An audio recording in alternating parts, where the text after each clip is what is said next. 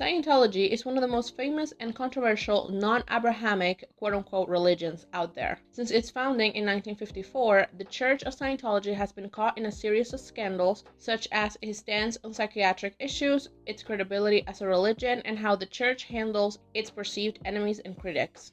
In this video, we will be taking a look at Scientology as an organization and some of its biggest scandals to see why the church has amassed such a horrible reputation with the general public. Before inventing Scientology, Lafayette Ronald Hubbard came up with the idea of Dianetics after spending some time as a volunteer practitioner at a local psychiatric clinic in Georgia.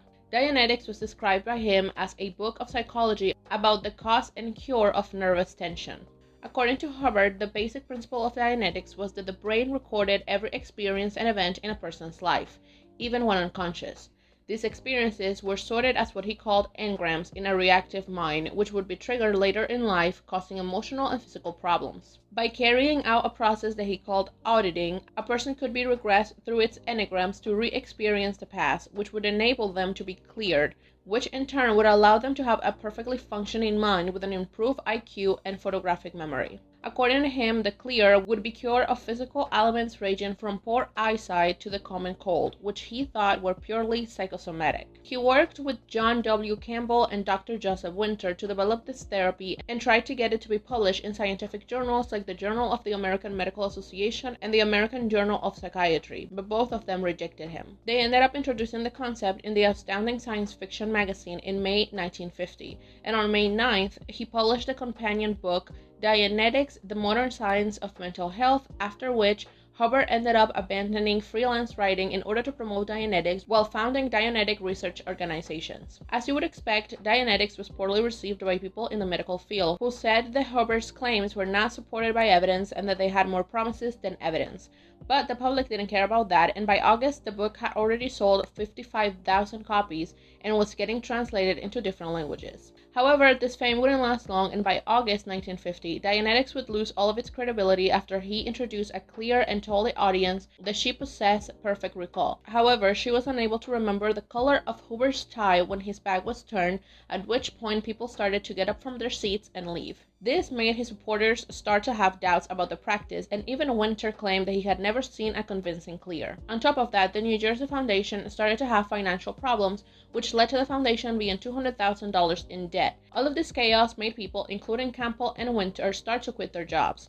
All of the foundations were shut down by the summer of 1951, and his marriage collapsed after he forcefully took his wife and their kids to a hospital so that they would declare her medically insane. He eventually let her go but took their daughter to Havana, after which his wife Sarah filed for divorce and claimed that he married her bigamously and subjected her to sleep deprivation, beatings, strangulation, kidnapping, and exhortations to commit suicide. Sarah finally secured the return of her daughter in June 1951 by agreeing to a settlement with her husband in which she signed a statement written by him declaring that she had exaggerated what happened during their relationship and that she believed him to be a brilliant man. After this, he went into business with millionaire Don Purcell, but that eventually fell through, so he ended up setting up Hubbard College to continue to promote Dianetics, where he met his third wife, 18-year-old Mary Sue Whipp, after which he shut down the university and moved to Arizona, where he set up the Hubbard Association of Scientologists International to promote his new Science of Certainty, Scientology. There are many theories as to why Hubbard decided to come up with Scientology, but one popular one is that he was not happy with the amount of money that he was making as a science fiction writer, and Lester Del Rey, who was also an author, told him that the way to get rich was to start a religion. So, in 1953, he decided to set up a Church of American Science, a Church of Scientology, and a Church of Spiritual Engineering in New Jersey. Among the basic ideas of Scientology are the belief that human beings are immortal, that a person's life experience transcends a single lifetime, and that human beings possess infinite capabilities. Scientology divides the mind into two: the analytical mind, which is responsible for consciousness, and the reactive mind, which absorbs all of the emotional trauma a person goes through and stores images that the analytical mind doesn't have access to, which are engrams that are painful and keep people away from their true identity, which Scientology wants to avoid. The way they accomplish this is through counseling sessions referred to as auditing, with which people can solve their problems and free themselves of engrams. The Church official glossary defines a suppressive person as being a person who possesses a distinct set of characteristics and mental attitudes that cause him to suppress other people in its vicinity. According to the Hubbard textbook, Introduction to Scientology Ethics, a person with a suppressive person in their vicinity is likely to be under stress or frequently upset, and this would eventually jeopardize the stability of any treatment or education. Therefore, a Scientologist who is found to have such suppressive connections is not permitted to participate in certain classes and counseling until the situation has been resolved. The first step to help a Scientologist dealing with suppressive persons is, of course, to get educated into the effects that having this person around them has, as well as following a number of guidelines to fix the situation. If none of it works, they will be advised to disconnect from the suppressive person, which basically just means cut them off from their life and be further isolated into the cult of Scientology. Alongside the idea of a suppressive person, Hubbard also created the Attack the Attacker policy, which, as you can guess by its name, detailed the 4 steps to follow when dealing with the church's enemies. These steps are: 1. Determine who is attacking them. 2. Investigate any wrongdoing using their own professionals. 3. Double core their reply by saying that they welcome the investigation of them. And 4. Feed the media information with proof of any wrongdoing committed by the enemy. The things previously mentioned are achieved thanks to the Office of Special Affairs, formerly known as the Guardian's Office. This is a department of the Church that is responsible for directing legal affairs, public relations, pursuing investigations, publicizing the Church's social betterment works, and overseeing its social reform programs. They have been described as an intelligence agency similar to the CIA or the KGB that focuses on targeting critics of the Church through dead agent operations and character assassinations, always making sure that the Church isn't actually implicated. In line with the Attack the Attacker policy, the Office of Special Affairs uses the term fair game to refer to the groups or individuals who are considered to be a threat to the organization and, according to the fair game policy, can be punished and harassed by using any and all means necessary. For example, Maurice William Johnson, who left the Church in June 1966 and afterwards received over 100 abusive letters. Or John Attack, who left in 1983 and became fair game after writing a book against the Church, providing help to other members in leaving the organization, as well as acting as an expert witness in various cases concerning Scientology. In response, his home was repeatedly picketed by Scientologists, and they spread rumors that he would be going to jail and that he was a drug dealer who only criticized the Church for money. We also have Charles Berner, who received a fair game order in 1965, after which he received letters indicating that he should apply technique R245 to himself, which refers to putting a .45 caliber pistol to his head and quote-unquote dissociating himself from his body. In 2009, the Tampa Bay Times reported that after Pat Broker left the Church in 1989 and moved to Colorado, David Miscavige hired private investigators for $32,000 a month. They followed him for the next 2 decades to Wyoming and then 10 years in the Czech Republic. This was later proven after the investigator that was hired to follow him sued the Church for not paying him. Lastly, David Miscavige's dad, Ronald Miscavige Sr., left the Church in 2012. In 2013, the police visited his house and found Dwayne S. Powell walking around it. He was in possession of firearms and an illegally homemade silencer. He claimed that he had received $10,000 a week for over a year to conduct full-time surveillance on the elder Miscavige for Scientology. He even told the police that on one occasion, he witnessed what he believed to be Ron Sr. undergoing cardiac arrest. After immediately reporting the perceived emergency to his superiors, he received a call from David Miscavige, who instructed him to let him die and not intervene in any way.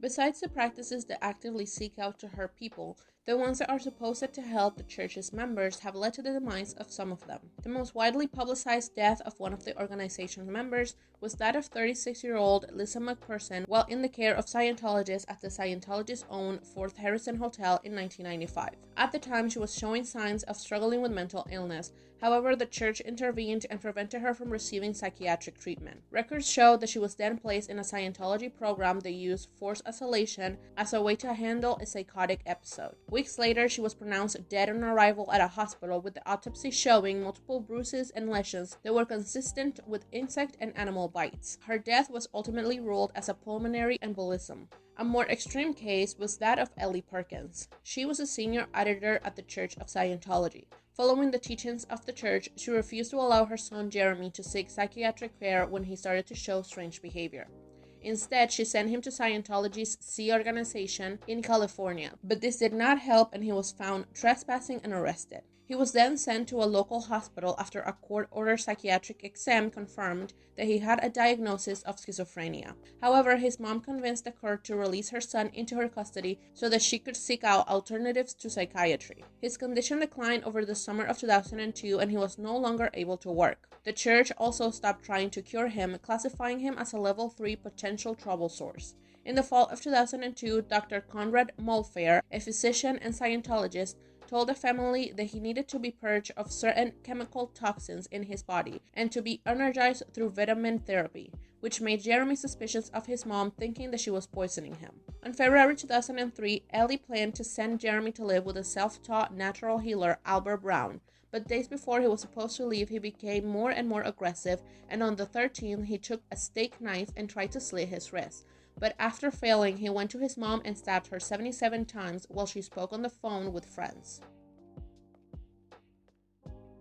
The Sea organization has been described as a paramilitary organization and as a private naval force. Some ex-members have described the Sea organization as a totalitarian organization marked by intense surveillance and a lack of freedom. All new recruits are required to go through a training period before they're allowed to join the organization as an official member, which has been described as a boot camp. During this time, recruits are assigned an intense daily regimen divided between 5 hours of manual labor and 5 hours of study and indoctrination known as Product Zero. The Sea organization is in charge of the Rehabilitation Project Force, which is a project that intends to isolate and rehabilitate members who have not lived up to the church's expectations, have failed security checks, or have violated certain policies.